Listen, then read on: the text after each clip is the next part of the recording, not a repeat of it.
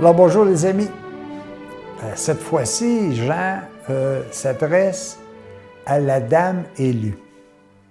Ça m'a surpris un peu, moi, de voir dans cette épître-là que notre ami Jean s'adresse à la dame élue et à ses enfants. Va falloir qu'il nous explique ça assez rapidement parce que l'épître 2, la deuxième épître de Jean, elle comporte uniquement une page et traite d'à peu près 4 thèmes. Alors, qu'est-ce que ça veut dire la dame élue? La dame élue, c'est que Jean s'adresse tout simplement à la communauté des croyants dans les valeurs que Jésus est venu nous transposer. À cette communauté et à tous ceux et celles qui la composent. Il leur dit tout simplement, « Je suis donc heureux de rencontrer des gens qui aiment. » Il mentionne tout simplement, « Je me suis beaucoup réjoui d'avoir rencontré des enfants qui vivent dans la vérité. » Il ajoute, « Aimons-nous les uns les autres. » Je ne sais pas si vous remarquez, mais lorsque vous rencontrez quelqu'un qui est amour, quelqu'un qui a fait un beau geste, quelqu'un qui a fait un sourire, quelqu'un qui vous a aidé, qui a partagé avec vous, qui vous a écouté, combien vous êtes heureux.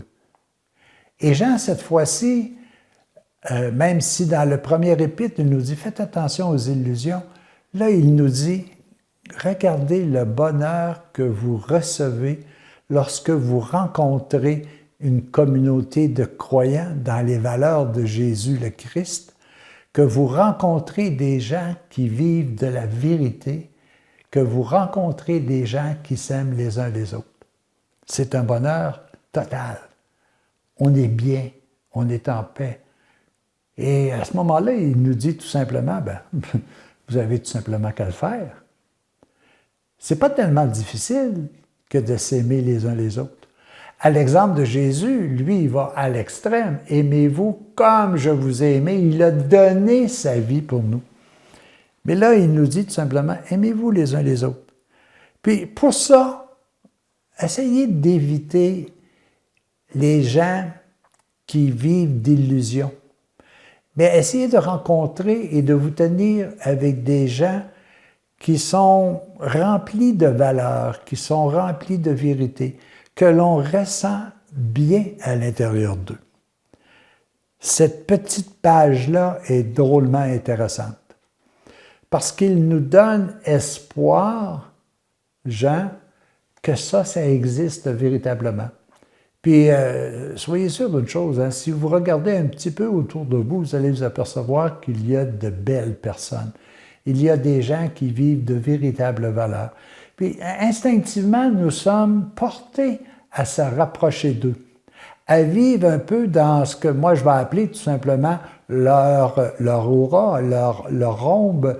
Nous sommes heureux d'être couverts par le jet de leurs pensées positives. Et il existe, ce monde existe énormément, parce que nous sommes tous sur le chemin d'aller retrouver le sentiment que l'on aime et que l'on veut être aimé. Jean nous dit tout simplement, tenez-vous avec ces personnes. Cherchez ces personnes. Au lieu de vous embêter dans un monde qui est illusion, dans un monde qui est fini avec le temps, allez chercher ceux qui ont de véritables valeurs et qui vont vous rendre heureux tout simplement en étant à leur contact. Alors, c'est vraiment un épître qui est excessivement long. Et quand il dit à un moment donné, essayez d'éviter les antichrists, essayez d'éviter ceux qui ne propagent que l'illusion, ceux qui ne propagent qu'un plaisir temporel, temporaire même. Allez vers ceux qui ont des valeurs profondes et des valeurs qui vont se perpétuer dans le temps. Encore aujourd'hui, à titre d'exemple, vous vous souvenez de personnes qui, physiquement, sont disparues et qui ont encore de l'influence sur vous. Moi, je me souviens d'un ami qui m'est très cher. J'ai suivi mes cours, le cours classique, l'université avec cette personne-là. Ça fait des années que je ne l'ai pas vu. Pourtant, je reste imprégné des valeurs qui l'habitaient. Je me suis laissé imprégner du bonheur qu'il vivait. Et aujourd'hui, je suis sûr d'une chose, j'aurais un problème ou quoi que ce soit, je pourrais tout simplement appeler mon ami Alain et il viendrait. De la même façon, si lui avait un problème qu'il m'appelait, je le ferais. Pourquoi? Parce que je me suis laissé imprégner des valeurs de cet individu.